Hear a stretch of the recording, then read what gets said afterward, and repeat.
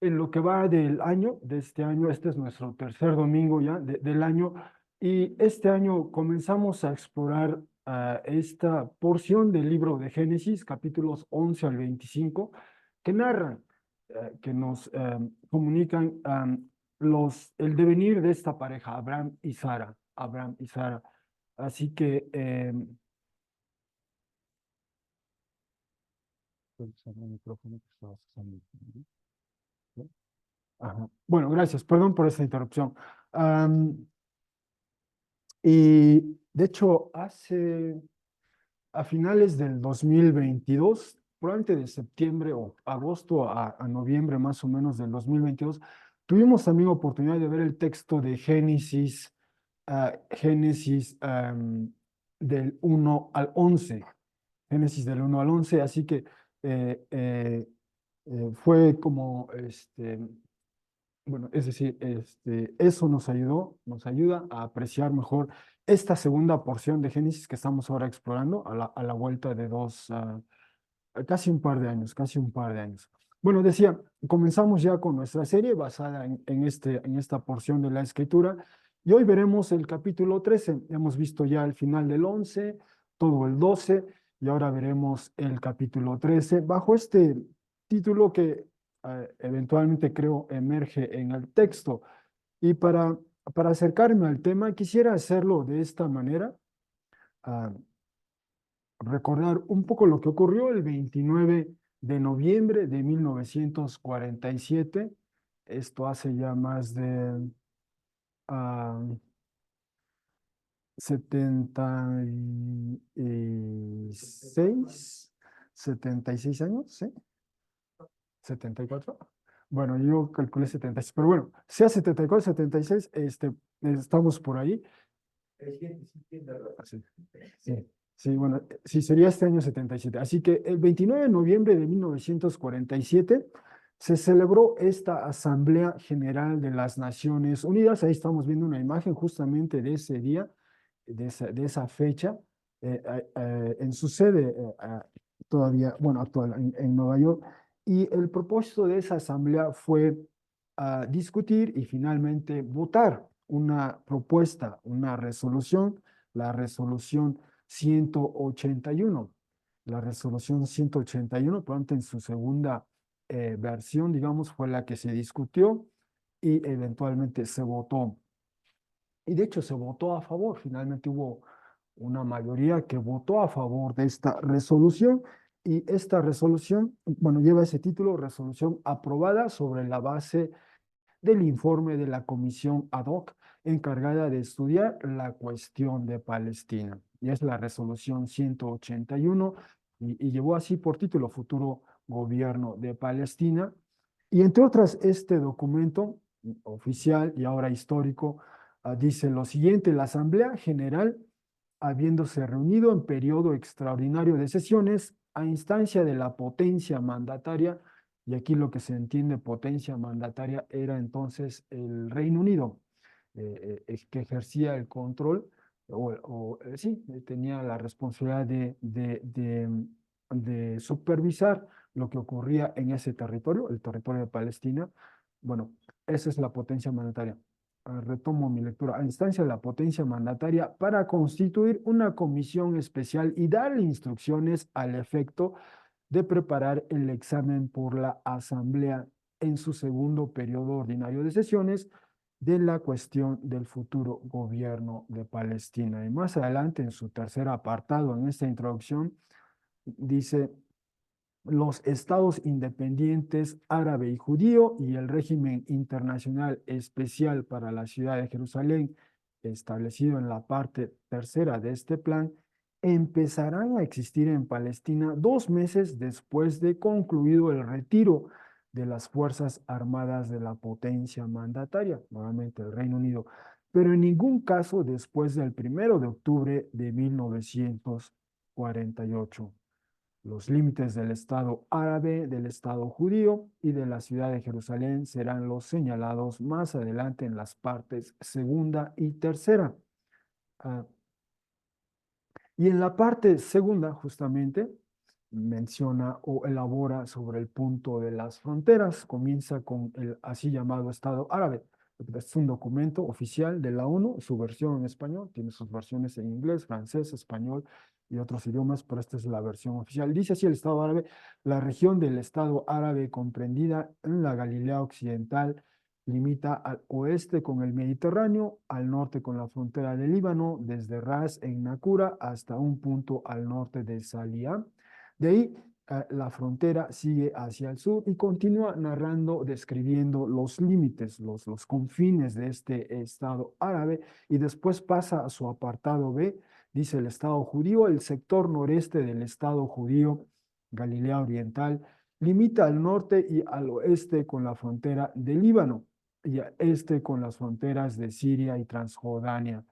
Este territorio comprende toda la cuenca del Ula, perdón, el lago Tiberíades, todo el subdistrito de Beisán, prolongándose la frontera hasta la cumbre de las montañas de Gilboa y hasta el Wadi Malin. Desde allí, el Estado judío se extiende hacia el noroeste, siguiendo la frontera descrita respecto del Estado árabe. Y continúa, repito, es un documento donde elabora sobre los límites, los confines de cada uno de estos dos estados, que repito, este fue el sentido de esta resolución. Se votó esta propuesta en la Asamblea General y fue aprobada. Al final de ese documento oficial aparece un mapa, bueno, dos mapas de hecho, uno, el que están viendo a la izquierda, que ilustra cómo se delimitan las fronteras de estos dos estados por los que se ha votado, que se conforme, y a la derecha, cómo se distribuye, cómo va a quedar delimitada digamos, las varias zonas de la ciudad de Jerusalén. Desde luego, quizá no se alcanza a apreciar así, pero esta versión en color de ese documento, para quizá a grandes rasgos veamos, lo que está en color verde, ese sería el territorio que le correspondería al naciente Estado de Israel. Repito, en esa resolución todavía no existía ninguno de los dos, ¿eh? Todavía no, simplemente se votó, se acordó que se constituyan tan pronto la potencia mandataria, es decir, el Reino Unido, se retire, ¿no? Tan pronto se retire, tienen derecho a constituirse, y esos serían los límites, los supuestos límites. Lo que está en verde le correspondería al Estado de Israel, al Estado judío. Lo que está en color, digamos, naranja, rojo, le correspondería al Estado de Palestina. Esto fue el 29 de noviembre de 1947. En efecto, el siguiente año, 1948, la potencia mandataria se retira, y entonces el 14 de mayo de 1948, entonces serán estos quizás 75 años, si nuestras matemáticas están correctas, se da este evento, esta declaración del establecimiento del Estado de Israel, y estamos viendo ahí una imagen de ese evento. eh, y comienza el texto diciendo lo siguiente: Eretz Israel fue el lugar de nacimiento del pueblo judío. Aquí su identidad espiritual, religiosa y política fue formada. Aquí ellos primero obtuvieron la condición de nación, crearon valores culturales de significado nacional y universal, y dieron al mundo el eterno libro de libros. Y más adelante, en otro apartado, dice lo siguiente: el 29 de noviembre de 1947, la Asamblea General de las Naciones Unidas aprobó una resolución exigiendo el establecimiento de un Estado judío en Eretz Israel, que es a lo que nos referimos previamente. La Asamblea General requirió de los habitantes de Eretz Israel tomar los pasos necesarios de su parte para la implementación de tal resolución. Este reconocimiento por parte de las Naciones Unidas del derecho del pueblo judío de establecer su Estado es irrevocable.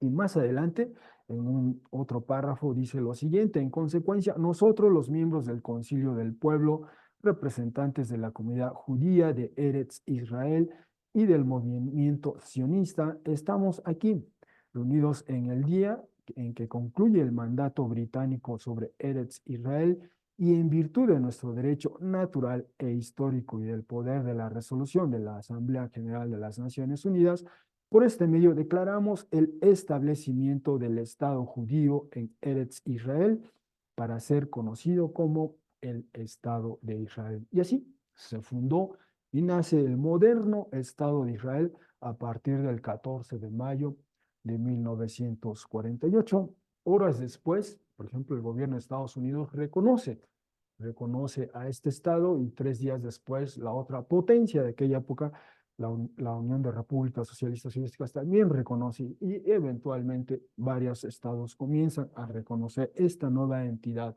política. Bueno, con eso en mente, les invito a leer ahora el texto que vamos a estar explorando, Génesis 13 del 1 al 18, y ofrezco esta traducción. Génesis capítulo 13. Ahora iniciamos el capítulo 13 y comienza el texto diciendo lo siguiente. Y subió Abraham desde Egipto, él y la mujer de él, y todo lo que fue dado o pertenece a él, y Lot con él, hacia el Negev, o hacia el sur, o hacia la tierra árida. Y Abraham dice literalmente el texto así va, pesado o demasiado extremadamente era en ganado y en plata y en oro. Eso dice el texto. 13:3. Y fue por tramos o por jornadas de él, desde el Negev hasta Bet-El, hasta el lugar en que había estado ahí la tienda de campaña de él en el principio, entre Betel y Jai, al lugar del altar que hizo allí en el anterior, digamos, en la anterior ocasión, podría decirse así. Y llamó o invocó ahí a Abraham en él el nombre de Yahvé. 13:5. Y también para Lot, el que va con Abraham, hubo rebaño y ganado y tiendas de campaña. 13:6. Y literalmente dice así el texto, ¿eh? No levantó o no elevó, o nosotros quizá parafrasearíamos esa expresión y diríamos, o parafraseando diríamos, no aguantó a ellos la tierra al asentarse juntos o al habitar juntos, pues hubo muchas posesiones de ellos o hubo muchos bienes de ellos y no fueron capaces de asentarse o de habitar juntos. Y hubo un conflicto o disputa entre quienes pastorean el ganado de Abraham y quienes pastorean el ganado de Lot. Por cierto, los Kenaní o los cananeos y los perisi entonces habitaban en la tierra. 13:8. Y dijo Abraham a Lot, no hay ahora un conflicto entre mí y ti, y entre quienes pastorean por mí y quienes pastorean por ti. Pues hombres hermanos nosotros somos. ¿Acaso no toda la tierra por delante de ti se halla? Sea dividido ahora, debido a mí o por mi causa. Si a la izquierda, entonces déjame irme a la derecha. Y si a la derecha, entonces déjame irme a la izquierda. Y elevó Lot los ojos de él y vio todo el contorno del Jordán, pues todo ello irrigado era. Por cierto, antes de estropear o aniquilar Yahvé a Sodoma y a Gomorra. Todo era irrigado como el jardín de Yahvé, como la tierra de Egipto, al ir tú a Zoar. 13:11. Y escogió para él Lot a todo el contorno del Jordán. Y se puso en camino Lot desde el este, y fueron divididos un hombre debido al hermano de él. 13:12. Abraham se asentó o habitó en la tierra de Canaán. Lot se asentó en las ciudades del contorno del río y montó su tienda de campaña hasta Sodom o Sodoma. Por cierto, los hombres de Sedom o de Sodoma, malos o malvados y pecadores hacia Yahvé extremadamente eran. 13:14. Y Yahvé dijo a Abraham, después de ser dividido Lot de con él, eleva ahora los ojos tuyos y ve o contempla desde el lugar en el que tú estás ahí, hacia el norte, hacia el sur, hacia el este, hacia el mar. Pues toda la tierra que tú estás viendo, a ti la daré y a la descendencia tuya por siempre. 13:16. Y colocaré o estableceré a la descendencia tuya como polvo de la tierra, que si es capaz un hombre de contar o calcular el polvo de la tierra, también la descendencia tuya será contada o calculada. Levántate, ve tú mismo en la tierra por la longitud, ve o camina tú mismo en la tierra por la longitud de ella, por la anchura de ella, pues a ti la daré. 13:18. Y montó su tienda de campaña Abraham y fue y se asentó o habitó en los terebintos o en los robles de Mamre que se hallan en Hebrón y construyó ahí un altar a Yahvé. Bueno, hasta aquí la lectura de nuestro texto, es de hecho todo el capítulo 13. ah, y antes de explorarlo juntos, solo brevemente, déjenme a, recordar lo que vimos la semana pasada, sí, los dos domingos previos. Este es el mundo que le tocó vivir a Abraham y Sara. Este es el mundo del antiguo cercano oriente, lo que hoy día nosotros llamamos Medio Oriente, que se conforma por la costa del Mediterráneo, comenzando con lo que hoy llamamos Turquía o Turquille, ahora se dice Turquille, y después hoy está el Líbano, está Siria, está Israel, está Israel-Palestina, está Egipto, y después tenemos los países, además, al interior de Siria, Irak e Irán. Bueno, eso que hoy nosotros llamamos Medio Oriente, los historiadores de esa época, de esa región del mundo, se refieren a esa zona como el antiguo cercano oriente, y usan otros términos, ¿verdad? Usan el término de la Anatolia, Asiria, Mesopotamia, entre otros, el Levante, donde hoy está Israel, Palestina y Egipto, entre otros, ¿no? Bueno, ese es el mundo en el que hemos estado siguiendo a esta pareja en particular.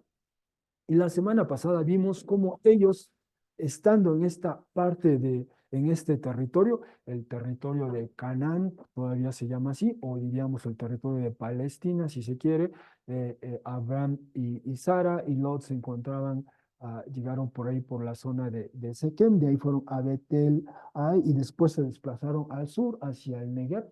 Ahí vemos esas tres flechas. Y en algún momento el texto nos dijo la semana pasada que hubo algo que se daba con frecuencia en ese tiempo, hubo una hambruna, hubo hambre. Ese territorio, quizá el mapa lo alcanza a comunicar, una superficie un tanto rugosa, semiárida en algunas zonas, por ejemplo el Negev, y entonces lo común, lo que solía ocurrir en aquel tiempo, las gentes migraban, ¿verdad? Y migraban hacia Egipto, una zona irrigada por el río Nilo, y por lo tanto no estaban tan sujetos a estos vaivenes, a estas carestías o carencias. Ah, Así que vimos cómo Abraham, Sara, Lot se desplazan de esa zona de Canaán o de Levante y se van hacia Egipto, y la evidencia arqueológica por lo menos apunta a que fueron más o menos a esa zona de lo que hoy se llama el Tel el Dababa. Era en ese tiempo, estamos hablando de inicios del segundo milenio antes de Cristo, allí estaba una residencia del faraón, y entonces presumiblemente llegaron allí ellos. Ah, y también vimos esta evidencia, vimos la semana pasada algunas fotos, algunas imágenes de esta así llamada tumba capilla de Kenumhotep, que se halla en Beni Hassan. Sí, aquí alcanzamos a ver el lugar Beni Hassan, ¿no? Y en esa tumba capilla, al interior, está decorada con estas pinturas, imágenes, y veíamos que una en particular, este detalle de la pared norte al interior de la tumba, que data igual del año 1873, es casi contemporáneo con los tiempos de Abraham, casi, veíamos cómo nos tomamos el suficiente tiempo para explorar esta evidencia arqueológica, y veíamos que justamente se refiere a un grupo de inmigrantes los así llamados asiáticos, ¿verdad? En la literatura egipcia, los asiáticos son todos aquellos que proceden de esta parte, ¿verdad?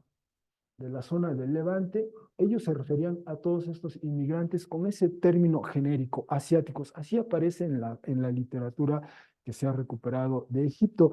Y en ese texto veíamos que es justamente un grupo de inmigrantes asiáticos que son introducidos o presentados ante este funcionario.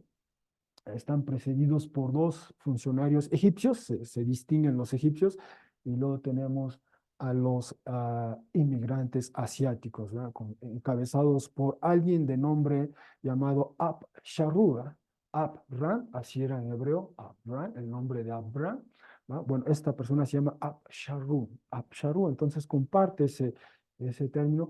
Y viene él, encabeza el grupo, hay hombres, hay mujeres, hay niños, hay bestias de carga, algunos portan incluso armas, es algo inusual en estos pinturas o estos frescos, ¿no? Y mencionaba el texto, bueno, para quienes han, pues ha sido traducido, que eran 37 personas. Digamos, en la pintura no aparecen los 37, pero comunica, da una idea. Y también esto nos daba una idea de, probablemente así se veía Abraham quizá, ¿verdad? Y Sara y las personas que iban con ellos o eventualmente después regresaron con ellos. Pero esto es casi contemporáneo a Abraham y son asiáticos los que emigran de un lugar hacia Egipto. Bueno, habiendo dicho eso, vamos ahora sí a enfocarnos en el texto que nos ocupa hoy, Génesis 13. Y comenzamos con este punto, la vuelta a la tierra de la bendición. Ah, Dice el texto que sube Abraham desde Egipto, él y la mujer y todo lo que fue dado a él, Lot con él hacia el Negev, ¿no? Hacia el Negev, y Abraham, donde observábamos, dice el texto literalmente, pesado extremadamente. Tiene esta combinación de un adjetivo y un adverbio. Pesado o demasiado extremadamente era en ganado, en plata y en oro. Bueno, la semana pasada nos detuvimos lo suficiente en el texto de 12, para tratar de acercarnos a esa realidad que vivieron ellos. Decíamos que por un lado, ah, por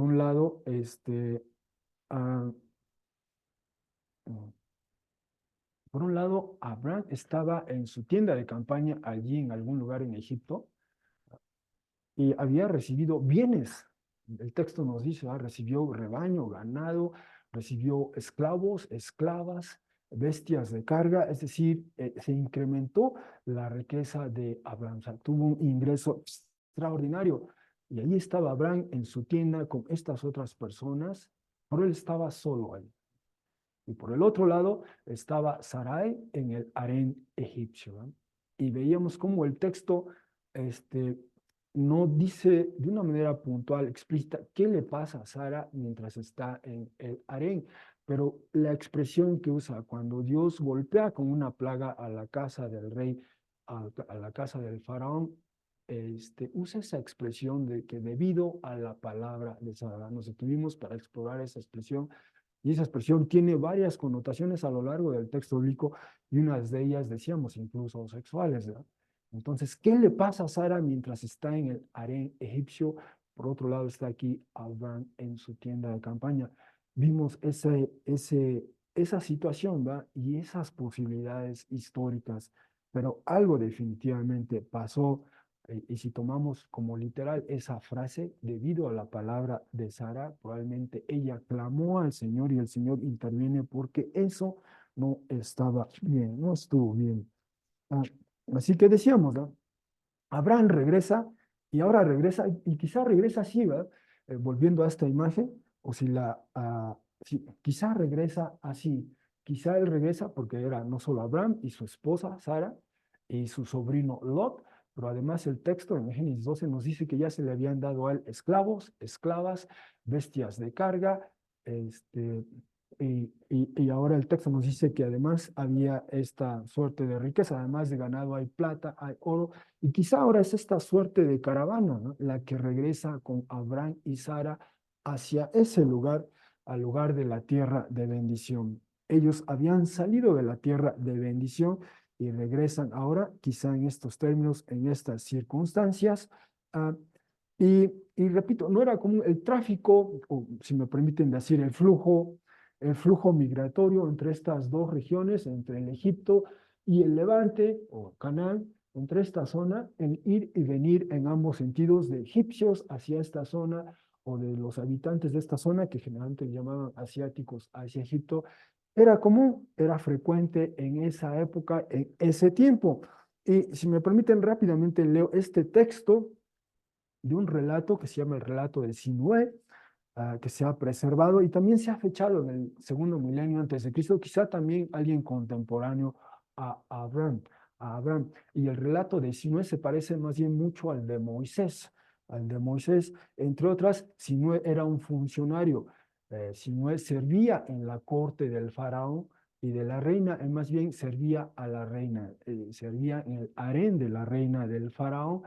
Algo pasa, una situación de esas políticas que él temía que iba a, a producir una suerte de caos y tenía temor, tenía miedo y entonces decide no regresar a la corte del faraón, sino no, por alguna razón decide huir, decide irse de Egipto, decide irse, y este es su relato del marché hacia el sur, no planeé ir a la residencia, en este caso a la residencia de la reina, supuse que habría caos y no esperaba sobrevivirlo.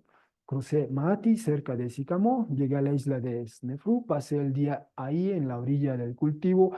Al salir en el amanecer me encontré a un hombre que estaba en el camino, me saludó en tanto tenía temor de él. A la hora de la comida llegué a un lugar que se llama Ganado Cuay. Crucé en una barcaza sin timón, movido por la fuerza del viento occidental. Llegué al este de la cantera, a la altura de la Señora de la Montaña Roja. Entonces me dirigí hacia el norte. Llegué a las murallas del gobernador, que fueron hechas para repeler a los asiáticos y aplastar a los viajeros de las arenas. Me escondí en un arbusto por temor a ser visto por un guardia en turno sobre la muralla. Salí en la noche, al amanecer llegué a Petén, me detuve en la isla de Kember y a un ataque de sed me sobrecogió. Estaba sediento, mi garganta hervía. Me dije, este es el sabor de la muerte. Elevé mi corazón, me encogí cuando escuché el sonido suave de ganado y vi unos asiáticos. Uno de los líderes que había estado en Egipto me reconoció, me dio agua y leche hervida. Me fui con él a su tribu. Lo que me hicieron fue bueno, fue algo como lo que le pasa después a Moisés justamente huyendo de Egipto. Entonces tenemos a una persona que relata que él huye, se va de esta zona más o menos hacia este lugar, ¿verdad? Y pasa, él nos comenta que pasa aquí por la muralla de guarniciones, y en efecto históricamente había aquí una serie de guarniciones, digamos, a lo largo de esta zona que vigilaban el flujo, el tráfico, digamos, de hombres y de mujeres, de seres humanos y mercancías, ¿va? Por eso, posteriormente en el Éxodo, se dice que ellos recorren, hacen este recorrido para evitar justamente esta zona de guardias imperiales egipcios, ¿va? Esa es una razón histórica, arqueológica, pero ese será tema de otra conversación, otra serie. Pero vuelvo a ese punto, ¿va? Simplemente hay evidencia de este ir y venir de esta zona hacia esta, como lo muestra ese relieve que hemos visto, o el texto 19 que comenta de alguien que va de aquí hacia allá, ¿va? O sea, lo que hace Abraham y Sara era tan común en aquel tiempo, en aquella época, en aquella época. Um, Bien, y así que además, Abraham y Sara y Lot y toda la compañía de ellos viajan y lo hacen, nos dice el texto, en etapas, en jornadas, por tramos. Y esa es una frase que después ocurre posteriormente, cuando ya el pueblo de Israel, siglo después, sale de Egipto y ese es su recorrido, ¿verdad? En tramos o por etapas o por jornadas, así lo dice Éxodo 17, números 10, 12 y otros textos, ¿verdad? Es decir, avanzaban y hacían una pausa, una escala, y después volvían a retomar el viaje. Y eso es lo que hace Abraham y Sara. Van desde el Negev hasta Betel, hasta el lugar donde habían estado antes. Es lo que nos dice el texto. Ahí donde justamente había construido previamente Abraham un altar y hace nuevamente Abraham el invocar el nombre de Yahvé. Ah, en otras palabras, volviendo a nuestro mapa, vienen de esta zona de Egipto y van por esta zona, ¿va? Hacia el Negev y después hacia el centro, llegan a la zona ahí de Betel Ai, allí donde habían estado previamente, donde valga la redundancia, previamente Abraham había construido un altar previo al llamado de Dios a salir de Harán, quizá recuerdan, ¿no? Y se recuerda. Entonces, este retorno, este regreso a la tierra de la promesa, a la tierra prometida, a la tierra de bendición, supone que, yo me imagino que en el camino Abraham y Sara hablaron, ¿no? Hablaron y probablemente hubo, uno asume, hubo un momento de pedir perdón y de reconciliarse, ¿no? Porque la semana pasada vimos, ¿verdad? Este escenario, esta posibilidad histórica, Abraham en algún lugar en Egipto, en su tienda de campaña, Sara en el harén egipcio, sujeta a los términos y condiciones del rey de Egipto. Dios tuvo que intervenir de una manera extraordinaria y fueron echados, expulsados, prácticamente es lo que nos dice el texto, ¿verdad? Eso vimos hace pero algo había pasado ahí y esa pareja, ese matrimonio tuvo que probablemente conversar, tuvieron tanto tiempo para entre ellos, ah, este, es decir, la decisión que toma Sara impactó, perdón, la decisión que tomó Abraham de ir hacia Egipto impactó a Sara, tuvo un efecto en ella y probablemente eso tuvieron que hablar. El punto es que regresa Abraham al lugar y entonces al altar invoca el nombre del Señor. No solo eso, ¿verdad? Abraham también viene a reconciliarse con el Señor, a ponerse a cuentas, ¿verdad? Como una decisión que definitivamente no estuvo nada bien.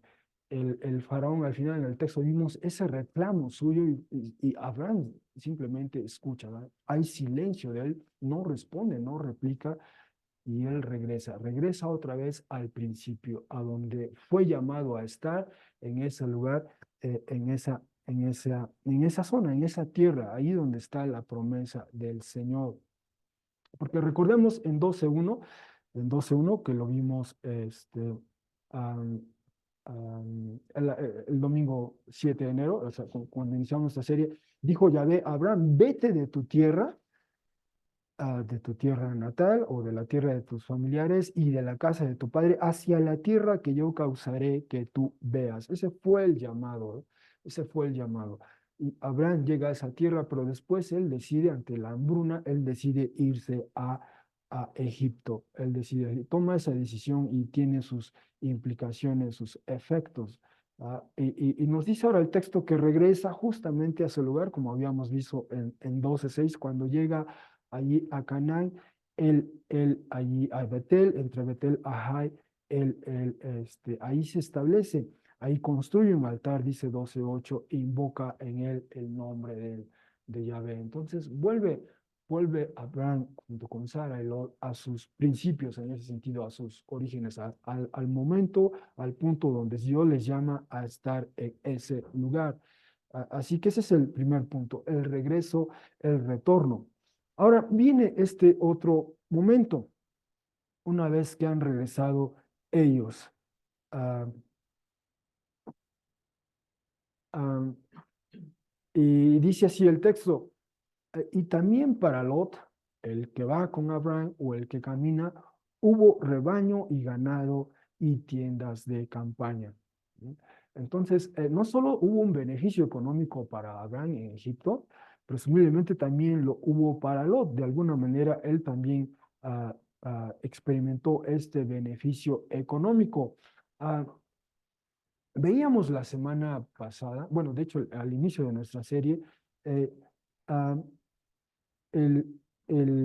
bueno, es decir, vuelvo ahorita a ese punto. Es decir, Lot también incrementa sus bienes, sus posesiones, y por lo tanto, llega un momento en que dice 13:6, no levantó a ellos la tierra, o no elevó, o literal, o podríamos parafrasear, no aguantó a ellos la tierra. Crecen tanto a Abraham, las posesiones de Abraham y Sara crecen, o sea, no me imagino cuántas tiendas de campaña ahora tendrían esclavos, esclavas, bestias de carga. Y es posible, ¿verdad?, que entre esclavos y esclavas también se hayan formado eventualmente algunas familias. Entonces va creciendo la comunidad alrededor de Abraham y Sara y también la que se forma alrededor de Lot. Y entonces la tierra no es suficiente, por lo pronto uno puede presumir, ¿verdad? No hay suficiente pasto para alimentar a los animales, al ganado, al rebaño, a las bestias de carga. Quizá esa era una posibilidad, entre otras, así que se da este conflicto entre los pastores, los que pastorean para Abraham y los que pastorean para Lot.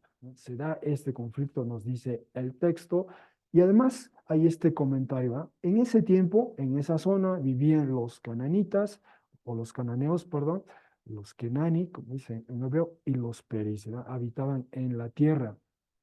Y nuevamente volvemos a esta imagen, ¿verdad? Esto nos da una idea. Repito, este es el detalle al interior de una tumba que nos muestra cómo algunos asiáticos emigran a Egipto, pero nos muestra cómo serían, cómo se hubiera visto. Y de hecho, esta imagen que expande y recrea en color ese relieve, que así fue en color, ¿verdad?, pero recrea el color natural. Vemos cómo va el líder de ellos y seguido por estas personas. Y así nos podemos imaginar, por un lado, el campamento, si usamos esa expresión, el campamento de Abraham y Sara, y por el otro lado el campamento de Lot, ¿verdad? Han crecido, se han ensanchado y entonces hay este conflicto. No hay suficientes recursos para mantener a ambas comunidades, por plantearlo en esos términos, así que emerge esta disputa, pero repito, así se pudo haber visto, bueno, por lo menos los egipcios así retrataron a los asiáticos, a los inmigrantes asiáticos, y bien pudo Abraham y Sara verse así, y con sus bestias de carga, ¿no? Con sus bestias de carga, entre otros, y por ahí vamos algunos niños también. Entonces, esa es una posibilidad histórica, ¿no? O por lo menos los egipcios así los veían, así los vislumbraban, así los contemplaban, así los retrataron, así los retrataron. Bueno, se da esa disputa. Y ah, y diría yo o argumentaría yo que a- al interior, digamos, o de una manera sutil, esa disputa plantea lo siguiente. ah, Abraham propone a Lot que no haya conflicto, que no crezca esa disputa, esa riña, esa tensión, que no haya entre ellos ni entre sus respectivos pastores. La razón es que dice, hombres hermanos nosotros somos. Antes de continuar, quisiera recordar cómo comienza esta sección del texto, ¿verdad? Vimos 11:27, nos narra que esta familia, la familia formada por Terak, no se menciona a su esposa, pero sí nos menciona tres hijos de Terak, Abraham, Nahor y Harán. Y además el texto, más adelante, nos ha dicho que Sarai era también hija de Terak, pero de otra esposa o de otra mujer, ¿verdad? Es decir, estos eran Sarai con respecto a Abraham, Nahor y Harán eran medios hermanos. Y en ese texto vimos que Abraham toma a Sarai como esposa y además Harán tuvo tres hijos, ¿no? Dos mujeres, Milca y Yisca, y un hijo, Lot. Y Harán, estando ellos viviendo, esta familia viviendo en Ur, que sería hoy el sur de Irak, vivían en Ur, allí estando residiendo ellos, fallece Harán. Y el texto dice, literalmente en hebreo dice que muere delante de Terak, ¿no? De alguna manera, quizá el padre vio a su hijo fallecer entre sus brazos. Seguro fue una experiencia difícil, porque la enfatiza el texto. Y entonces Harán fallece. Harán dejó a tres hijos, a dos hijas, Milca, Yisca, y a su hijo Lot. Y el texto también nos dice que uno de los hijos de Terak, Nahor, se casó con su sobrina Milca. Toma a Milca por esposa, ¿no? Entonces, esta es la unidad, la familia que nos encontramos en Ur. Esta familia, una vez que fallece Harán, Terak toma la decisión de emigrar con su familia de Ur hacia Harán. Um, bueno, no la alcanzo a ver bien en el mapa, pero está por esta zona. Ahorita pronto lo tengo en otro mapa. Ujú. Ahí está Harán. La familia sale de Ur, en el sur de Turquía hoy, y se van hacia Harán, que es el sur, perdón, el sur de Irak, el sur de Irak, Ur, y se van a Harán, que hoy es el sur de Turquía, ¿no? Hacen ese recorrido y como decíamos en ese tiempo, toda la evidencia arqueológica que se ha recuperado es que estas rutas a través de las que viajaban estas personas, este flujo migrante en ambos sentidos, lo hacían a lo largo del río, de los dos ríos, el Éufrates o el Tigris, ¿ya? Porque estas caravanas por lo menos se aseguraban de que tenían agua, agua para ellos, agua para sus animales, ¿ya? Y por eso esas eran las rutas, ¿eh? A lo largo del río, y esas fueron dos posibilidades que la familia de Terak a las que pudo recurrir, y llegan a Harán, y estando en Harán, eventualmente pasa el tiempo y allí muere el padre de ellos, Terak, nos dice el texto, ¿va? Pero para cuando fallece el padre de Terak, ya para entonces Abraham, junto con Sara y el sobrino de ellos, Lot, habían salido de Harán hacia esta zona, hacia la tierra de Canaán, ¿no? Decíamos en aquella ocasión, ¿por qué Abraham? Abraham es el que recibe el llamado estando en Harán. Yahvé, de alguna manera, se presenta a Abraham y le dice que salga él con su esposa y que él vaya a esta tierra, que deje a la casa de su padre y vaya a esta tierra. Eso hace Abraham, pero por alguna razón Abraham se lleva a Lot. Y nos preguntamos, ¿por qué se lleva a Lot cuando el llamado es para Abraham y desde luego para su esposa? Porque entre ese llamado implicaba, lo vimos con 12:1 al 3, digamos, es ese texto fundacional y fundamental. Dios habla de bendecir a esta pareja, de que ellos sean una bendición, de que a través de esta pareja va a surgir una nación y además a través de ellos va a mediar una bendición a todas las familias de la tierra, a todas las naciones, ¿no? Pero por alguna razón Lot decide llevarse, perdón, Abraham decide llevarse a Lot. Y veíamos que el texto en 11:32 había hecho esa precisión de que Sara era estéril, ¿no? Y entonces había esta posibilidad histórica. Abraham dice, bueno, el Señor me llama a mí, junto con mi esposa, hay que salir, vamos acá y nos promete dar descendencia, pero no podemos tener nosotros descendencia. Yo y Sara no podemos tener descendencia. ¿Qué posibilidades tenía Abraham? Bueno, una era que a través de su sobrino Lot esa fuese la línea de la descendencia, a través de Lot. Otra, en el discurso cultural, en los usos y costumbres de la época, avalados, sancionados, legitimados, era que se podía tener descendencia a través de la esclava de la esposa o las esclavas de la esposa, cosa que ocurre en esos tiempos, como en su momento lo veremos. Y una tercera posibilidad, obviamente, era procrear juntos, ¿verdad? Abraham y Sara, solo que esa posibilidad en ese momento, por lo menos para ellos, era imposible. Sara era estéril, lo dice 11:32. Así que es una posibilidad de por qué Abraham se lleva a Lot, porque esperaban, quizá, quizá, sí, esperaba, iba a explorar esa posibilidad de que a través de Lot hubiese esa descendencia. Pero la experiencia en Egipto, estando de acá, van a Egipto, y Abraham empieza a ese andar en la fe. Abraham tiene que ir aprendiendo a eso, confiar en Yahvé, ¿sí? Esa es la gran lección que estaremos viendo a lo largo de estas narrativas, ¿ya?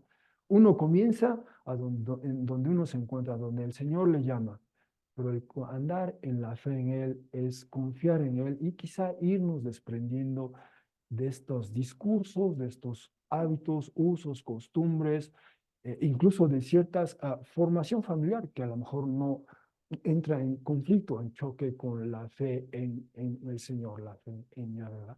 Y así comienza Abraham. Abraham toma la decisión de ir a Egipto y tuvo sus implicaciones y regresa, y en ese regreso Abraham parece empezar a desprenderse, a admitir que el Señor va a hacer lo que le ha llamado a hacer en él y a través de él y junto con Sara, pero en sus términos, en sus condiciones, no desde la perspectiva de Abraham, ¿verdad? Porque Abraham está aquí, digamos, planeando o vislumbrando ciertos escenarios. Bueno, la descendencia puede ser por Lot, o si no, hay esta otra posibilidad. No, no, no.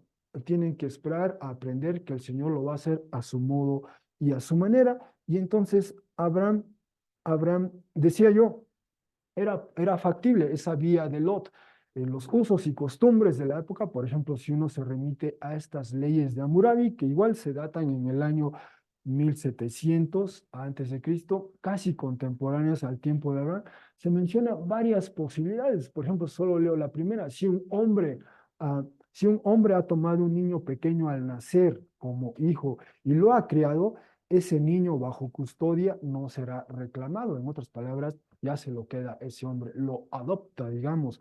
O si leo, por ejemplo, esta 190, si un hombre no ha considerado junto con sus propios hijos al niño que ha tomado bajo su custodia como un hijo y a quien ha criado, el niño bajo su custodia regresará a la casa de su padre. Entonces, este es una suerte de pronunciamientos legales, esta es jurisprudencia de aquella época que sancionaba en qué casos se podía adoptar o en qué casos no. Leo la última, 199. Si un hombre ha establecido su casa después de haber tomado un niño como su hijo y lo cría, y entonces tiene sus propios hijos y decide expulsar al niño bajo custodia, el niño no se irá con las manos vacías. El padre que lo crió le dará como su heredad un tercio de su riqueza y entonces él se irá, no le dará ningún campo, huerta de árboles frutales o casa, ¿verdad? Pero es decir, hay evidencia de que en la época esos eran los usos y costumbres. Una vía a través de la cual tener un descendiente era la adopción. Y esa era quizá una posibilidad que Abraham contempló a través de Lot. Bueno, si el Señor me llama a tener descendencia, pero no puedo tener descendencia con mi esposa porque ella es estéril, entonces quizá puede ser que sea a través de Lot, ¿no? Y por eso se llevó a Lot, quizá. Por eso Lot figura en estos textos, ¿no?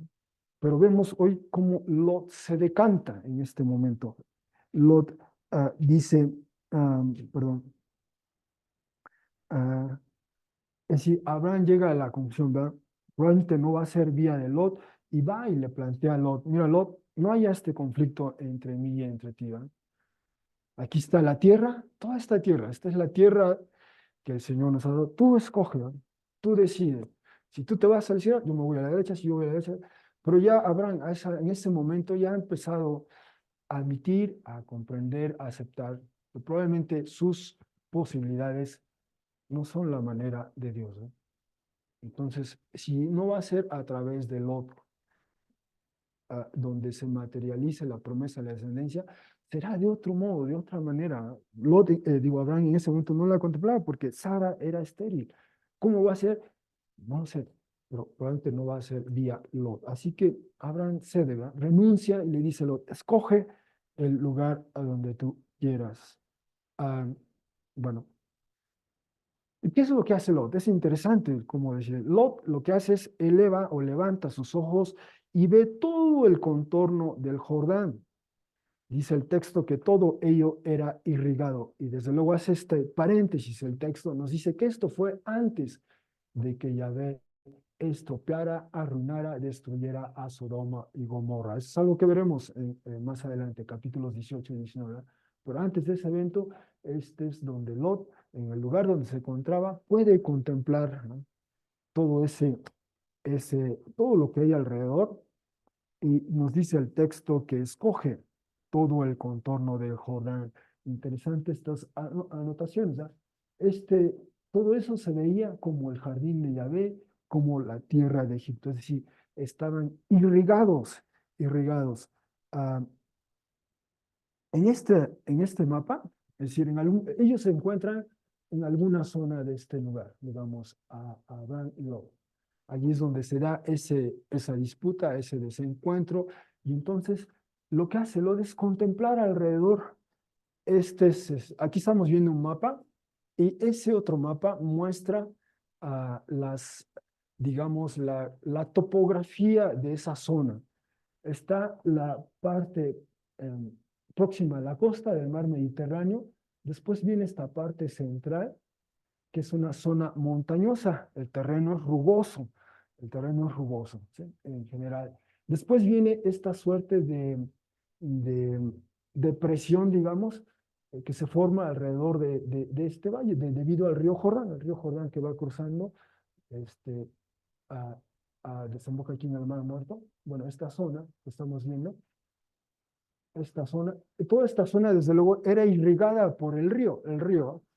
ah, Cuando estaban, permítame solo regresar a este mapa para explicar mejor esto. Ajá, en este mapa quizá. Um, perdón, ¿eh? Mm,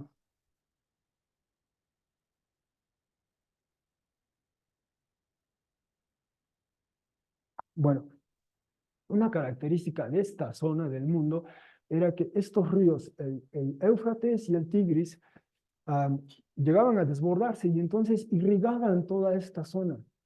Y lo mismo ocurría con el río Nilo, en lo que se llama el delta, ¿no? El río se desbordaba e irrigaba toda esta zona y eso facilitaba la, la agricultura, o que hubiese suficiente alimento, por ejemplo, para ganado y el cultivo, ¿verdad? Entonces, estas zonas no eran tan sujetas al ir y venir del clima, ¿verdad? No estaban tan, no dependían tanto de la lluvia de temporada, como diríamos hoy día. En cambio, esta zona fuera de la zona del Jordán, sí tenía que depender de la lluvia de la temporada. Entonces, ese es un aspecto, ¿verdad? A Lot quizá crece en Ur o vivió en Ur, ¿verdad? Y sabía cómo funcionaba. Si toda esa zona irrigada por los ríos, pues eso era algo que él procuraba, ¿verdad? Si de dónde me voy a establecer en algún lugar, pues la tierra tiene que tener esta condición, un lugar donde siempre de alguna manera esté irrigada y no se sufra de hambruna o de hambre, ¿no? De hambruna, hambre. Ese fue un criterio que probablemente usó Lot para decidir cuando Abraham le plantea, escoge tú, ¿no? Le da esa preferencia a Lot, perdonen que me está regresando, y entonces eh, vuelvo a mi mapa. Ah, esta zona es donde está el río Jordán, es una zona irrigada por el río, es la zona atractiva en ese sentido, ¿ah? La zona que le recordaba a Lot, donde creció allí en Ur, o donde vivió por lo menos en Ur. Esta es la zona del Jordán, algo de esto, ¿no? Y entonces hay una posibilidad histórica de que las ciudades de Sodoma y Gomorra estaban quizá en esta zona, ya sea al norte del Mar Muerto o al sur del Mar Muerto, este, porque como veremos después, algo terrible les pasa a esas comunidades e incluso la evidencia arqueológica ha sido difícil de precisar a partir de ello dónde se encontraban exactamente. Pero eso es lo que ve Loda. Y ya más allá del Jordán, hacia el este, hacia esta parte, tenemos otra vez una zona montañosa y posteriormente un desierto, ¿no? Entonces le dan a escoger a Lot, ¿no? Escoge tú. Y lo que Lot hace es, recuerda quizás su infancia, su juventud, donde creció, era una zona bien irrigada por los ríos, y dice, yo voy a escoger algo similar, ¿verdad? Ahí donde está el río, en este caso era el río Jordán, el río Jordán. Él escoge una zona próxima. Decide, ese es su criterio, el criterio de Lot. Y por lo tanto, eso, pero además el texto nos dice algo sobre esa tierra.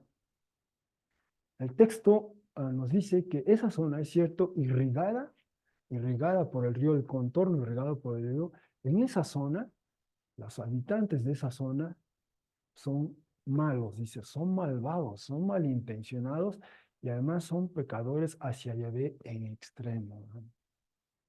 Entonces, ese es el otro aspecto que quizá a lo mejor Lot sabía, pero a pesar de ello dijo, yo voy para allá, ¿verdad?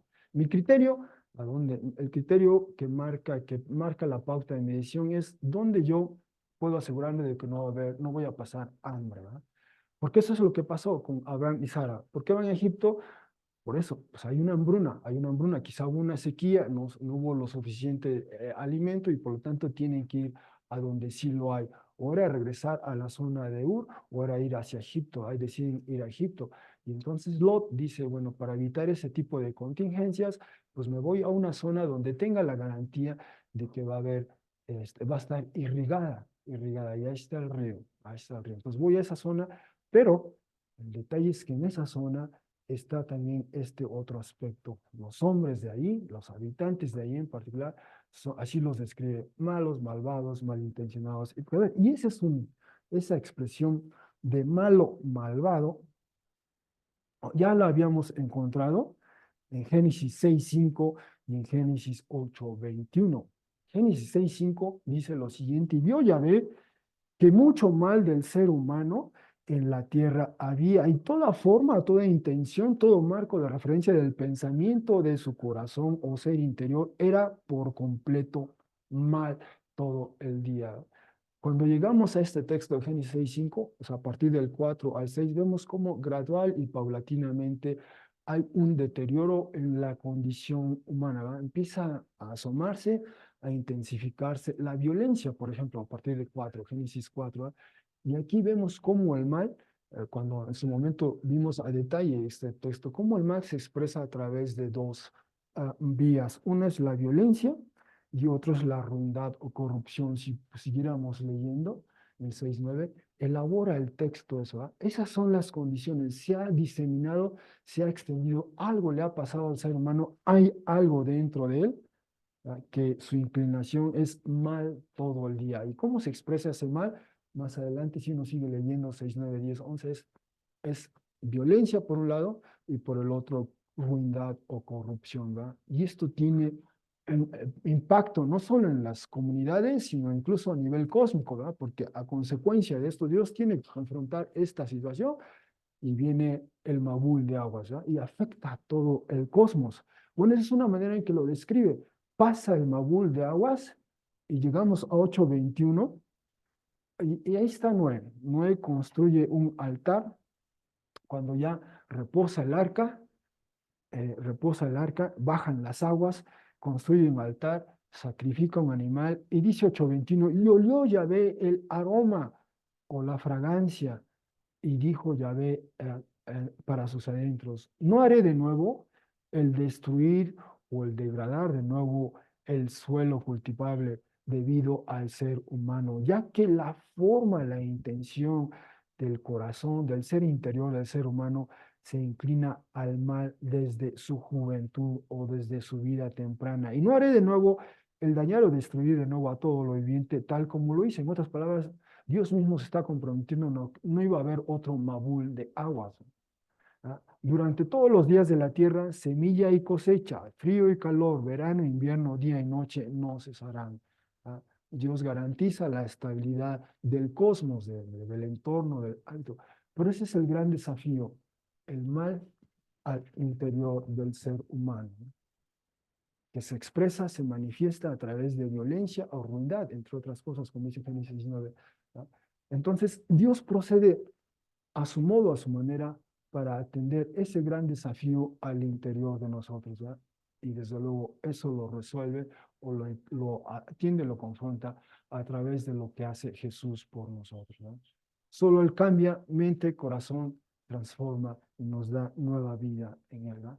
Nuevamente un nuevo corazón y entonces ya no debería haber mal en nosotros. Pero ese es el gran desafío, ¿eh? Eso que describe en Génesis 6:5 y reitera en 8:21 después del Mabul de aguas, lo describe en particular a esta comunidad en torno a Sodoma, ¿no? En torno a Sodoma. Y si este mapa, como dice aquí, si son correctas estas posibilidades, sea esto o aquella, bueno, los habitantes de esta zona tenían esa característica humana pero exacerbada. Eran malos, eran malvados, eran malintencionados y además pecadores hacia Yahvé en extremo. Y eso lo veremos cuando lleguemos a capítulo 18 y 19, algo, algo asoma de ellos, algo se revela de ellos. Por cierto, aquí se introduce por vez primera en el texto bíblico, se introduce por vez primera el término pecador, ¿no? Se traduce pecador a partir de 13:13, y este es el término que figura, por ejemplo, en Salmo 1, el Salmo 1:1, Salmo 1:5, contrasta dos personas, dos estilos de vida, ¿no? El Salmo 1 en particular. Bueno, ese es el término.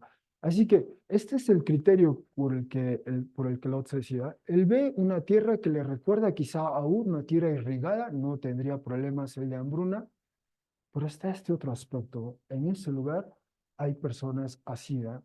Y veremos cómo eventualmente esto afecta a Lot de algún modo, de alguna manera. Así que Lot se decanta, ya no es, ya no va a ser, ya no va a estar con Abraham, se va.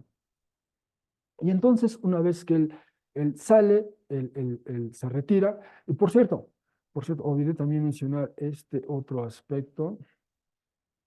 Ah, ujú. Dice aquí el texto, y escogió para él Lot a todo el contorno del Jordán, y se puso en camino desde el este, y fueron divididos. Esta frase desde el este ocurre en 3:24, ocurre con una ligera variante en 4:16, y en 3:24 es cuando hombre y mujer son expulsados del jardín, ¿verdad? Y ya no pueden regresar por el este, ¿no?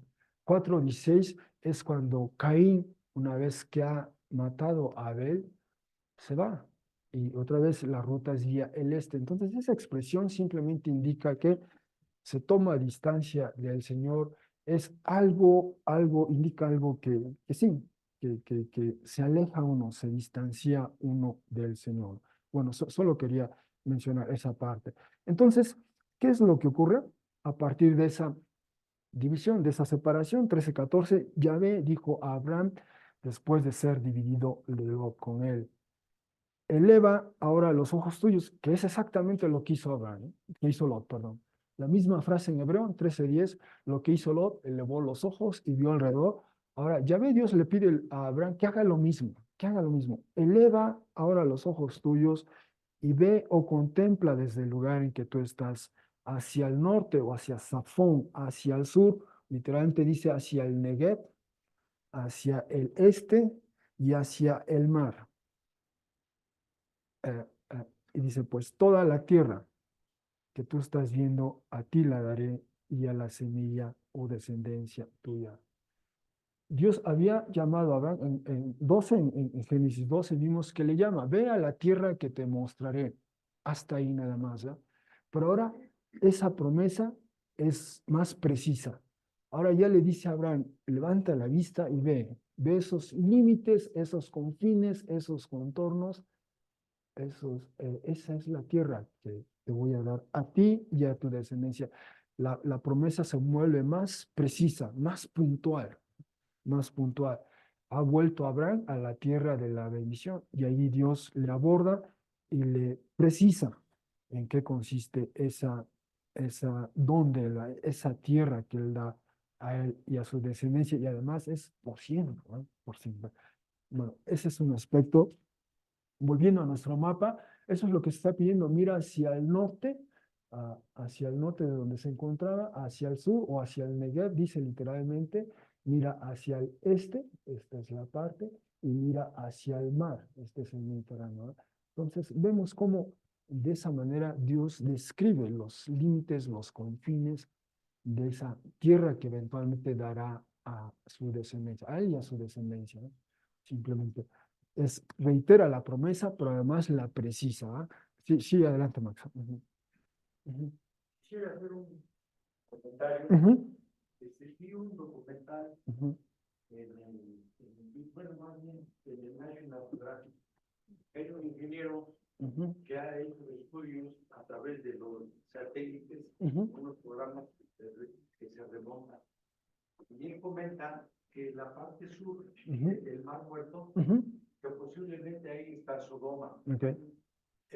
Sodoma es un lugar donde es, digamos, un polvorín. Ujú, Hay mucho azufre ajá, así y es. hay alquitrán, Así es. petróleo, o sea, pero Ujú, con ese como sí, que chapopote. ya. Ujú, Entonces, posiblemente ujú, pues, por la orden de sí, Dios a ujú, ese polvorín ujú, lo hizo explotar, ¿no? ya. Y Ujú, todavía existen como pozos, ujú, a lo mejor de 3, 4 metros de ujú, ujú, profundidad ujú. de alquitrán. Ah, ya. Ujú, ujú, Pues se supone que Sodoma y Gomorra están hacia el sur del Mar Muerto. ya. Y el Mar Muerto, de una manera, es el lugar más bajo de la De tierra la tierra. y Ujú. está salado, no hay Sí, así es. la Ujú, sal, ujú. el azufre En y la sal. el alquitrán. Es un polvorín tremendo. Sí, sí. Claro. Gracias, Max, gracias por la observación. Es cierto, sí, sí, sí, esa depresión del mar, sí. Sí, gracias por ello, Max. Y volveremos, de hecho, a esas características de esa zona cuando exploremos el texto de Génesis 18 y 19. Pero gracias por lo oportuno de ello, Max. Así que esa es una precisión, ¿verdad? Que hace Yahvé Dios la tierra, la precisa, hace más puntual la promesa para Abraham. Y continuando leyendo, en 13:16 dice, y colocaré o estableceré a la descendencia tuya como polvo de la tierra. ¿No? Usa esta frase peculiar, Yahvé Dios, para referirse como polvo de la tierra. Y además dice que si es capaz un hombre de contar o calcular el polvo de la tierra, también la descendencia tuya será contada, es decir, magnífica, ¿verdad? Esta promesa. Así que, desde luego, Abraham en ese momento es una pregunta, ¿verdad? Que probablemente surge en él, y como veremos en Génesis 15 y después en 17, vuelve esa pregunta. Es decir, Dios le ha prometido tener descendencia, pero en ese momento no podía con su esposa era estéril. ¿Cómo va a ser, cómo va a ser el Señor que su descendencia sea tal cual, ¿verdad? Entonces, ese es el gran desafío, digamos, si se quiere, de la fe. Tiene que Abraham confiar en el Señor, le invita a confiar implícitamente, tácitamente, ¿verdad? Porque esa es la condición de Sara al momento. Y además viene estos dos órdenes, ¿no? Levántate o ponte de pie y camina tú mismo en la tierra, por la longitud de ella, por la amplitud de ella, pues a ti la daré. Esta invitación es una orden, de hecho, más que invitación, es una orden. Estos dos verbos están en modo imperativo y eso se le invita a Abraham, eso, a recorrerla, ¿no? Y de hecho, en Génesis 12 vimos cómo fue de esa parte hacia el centro, hacia el sur, y de alguna manera en su recorrido él construía un altar, invocaba el nombre del Señor, ¿no? A- a- digamos, iba punteando esa promesa del Señor con ese gesto, ese acto de adoración hacia Él. Y probablemente bueno, de hecho lo hace, veremos al final, Abraham, Abraham, pero de nueva cuenta quisiera destacar eso, la promesa de Yahvé Dios hacia Abraham, que acabamos de leer, se circunscribe a lo que originalmente fue al principio. Génesis 1:26-28. Esta es la vocación conjunta para el ser humano, para el varón, para la mujer. Cuando Dios los crea, les llama en esta vocación conjunta a tener descendencia, a ser comunidad, a dominar la tierra, dice dominio de las almas vivientes y de los animales. Por eso es el llamado original al ser humano en general, ¿no? Es un llamado genérico. Entre otras, es tener descendencia, hacer comunidad, tener dominio. Y ese llamado se reitera con otras parejas, la que conforman a Adán y Java después, la que vimos con Noé, su mujer y sus hijos, y nuevamente la de Abraham y Sara, lo vimos en capítulo 12, pero nuevamente lo reitera. Lo que Dios promete a ellos es simplemente algo que se ajusta, que se aviene a esta vocación original para el ser humano, ¿no? Tienen el llamado a tener descendencia y a ser comunidad. Se suscribe esta promesa en esta vocación original, ¿no? Y decíamos cómo consistentemente el texto del Génesis reitera, eh, ratifica esta vocación original en contraste con cualquier otra variante o distorsión, como iremos viendo a lo largo del texto, ¿eh? Este es el llamado original al ser humano, como lo frasea Génesis 2:24. Deja el hombre a su padre y a su madre, se adhiere, se engancha, se pega, se aferra a su mujer y serán una sola carne. Y la implicación de ello, como vemos en el texto, es eso, es la descendencia, entre otras, y a partir de ello esta comunidad es parte, pues, de la vocación al ser humano por parte de Yahvé, Dios. Y bueno, ¿cómo responde Abraham? Veíamos, ¿no? Monta su tienda de campaña, va, se asienta o habita en nuevamente nos encontramos esta expresión, ahora en plural, los terebintos, los robles, en hebreo es elone, elo, una suerte de árbol, ¿no? Pueden ser terebintos o robles, pero es una suerte de árbol, los árboles de Mamre, allí que se halla en Hebrón y construye allí un altar, ¿no? Es lo que ya ha hecho Abraham en 12:7, 12:8, se reitera otra vez esa expresión, es algo que hizo Noé, justo cuando las aguas descienden, la barca digamos, se estaciona, y entonces Noé procede, lo primero que hace es un sacrificio, como leímos hace un instante. Entonces, así responde él, Abraham, ante estas precisiones que Yahvé hace de la promesa de la tierra, la promesa de la descendencia, va a ser en sus términos, va a ser en sus condiciones, y desde luego en Abraham queda la pregunta, como veremos en los siguientes capítulos, ¿cómo va a ser esto de la descendencia? ¿No? Ese es el gran interrogante para Abraham, ve la tierra, pero la descendencia todavía no está. Entonces, ¿cómo va a ser eso? Pues no lo sabe. Ahora, pero eso es confiar en el Señor, ¿verdad? No hay que ser, no es la vía de Lot, no va a ser la vía de Lot, pero ¿cómo va a ser? Esa es la pregunta que le queda a Abraham. Y en resumidas cuentas, quisiera decir que vemos un eco, una alusión a lo que habíamos visto previamente en Génesis 4 al 6.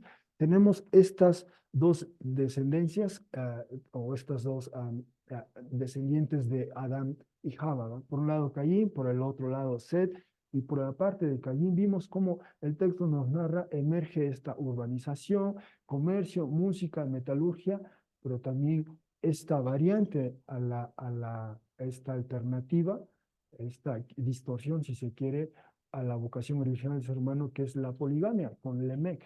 ¿Ah? Tiene dos esposas, Ada y Sara, y al mismo tiempo él enfatiza esta violencia desmedida ante una agresión menor. Y por otra parte, por la línea de Seth, vemos cómo con su descendiente Enosh se invoca el nombre de Yahvé, se recupera esa perspectiva. Y cómo el contraste entre el séptimo descendiente de Caín y el séptimo de Seth, Lemec y Hanok. ¿No? Con Lemec hay poligamia, hay violencia, y con el caso de Hanok camina con Dios y nos dice el texto que no fue más. ¿No? Entonces tenemos ahora con Abraham y Lot, tenemos algo que prefigura, que anticipa la descendencia de Abraham, por lo menos la descendencia inmediata, y por el otro lado tenemos a Lot, ¿no? Que se va por esta vía, se va a un lugar donde se da este aspecto de la violencia, como veremos, o bueno, estos aspectos como veremos en el texto. Entonces hay un recuerdo, una alusión implícita tácita a ello. Bueno, en conclusión, hermanos, hermanas, Abraham y Sara junto con Lot regresan a la tierra de la bendición, más acaudalados ciertamente, pero aún digiriendo, perdón, el shock que causó la estancia en Egipto, donde en algún momento Abraham se hallaba en su tienda de campaña rodeado de siervos, rebaño y bestias de carga, mientras Sara estaba confinada en el harén egipcio a merced del faraón. Pero no solo regresan a la tierra, sino también vuelven al altar donde previamente habían adorado a Yahvé, más aún vuelven a invocar su nombre. No obstante, en este clima de reconciliación con Yahvé, asuma una disputa con Lot, que para Abraham implica renunciar a una posible vía de descendencia. Por su parte, Lot se inclina por el terreno irrigado alrededor del río Jordán. Presumiblemente no deseaba más hambrunas, pero en su elección perdió de vista la maldad y pecaminosidad de los habitantes de esa zona. Y como veíamos, usa los términos que se emplean en Génesis 6, 5 y 8, 20. Al mismo tiempo, Yahvé hace unas precisiones sobre la tierra y la descendencia. Esta última plantea la pregunta: ¿de qué manera llegará a ser como el polvo de la tierra cuando Sara sigue siendo estéril y Lot se ha decantado de tal porvenir? Ello requiere confiar en el Señor, es decir, tener fe en Él. Habiendo dicho eso, quizá algunas implicaciones que podamos considerar para nuestros días, para nuestro tiempo. El reencuentro de Abraham con el Señor supone un arrepentimiento de las acciones previas que lastimaron a Sara. Nuestro reencuentro, reconciliación con el Señor también ha contemplado pedir perdón a otros o incluso restituir el agravio, el daño que se causó. Otra posibilidad es: ¿cuáles son nuestros criterios al tomar una decisión? ¿Solo importa el aspecto económico de ello? ¿Qué hay de nuestra comunión con el Señor y el servicio a Él? ¿Qué hay de los aspectos culturales y morales de la situación, el mal y el pecado contra el Señor que conlleva a una decisión así? ¿Verdad? La decisión que toma Lot, como veremos, tiene sus implicaciones, al igual que la que toma Abraham también implícitamente. Bueno, el Señor honra las decisiones que le honran, e incluso eso llevó a Abraham a adorar al Señor. ¿Es también la adoración al Señor nuestra respuesta a sus bendiciones? Es otra pregunta a considerar. Bueno, gracias hermanos por su atención. Pasamos ahora a este momento en donde Alguien va a orar como respuesta a la palabra. Gracias.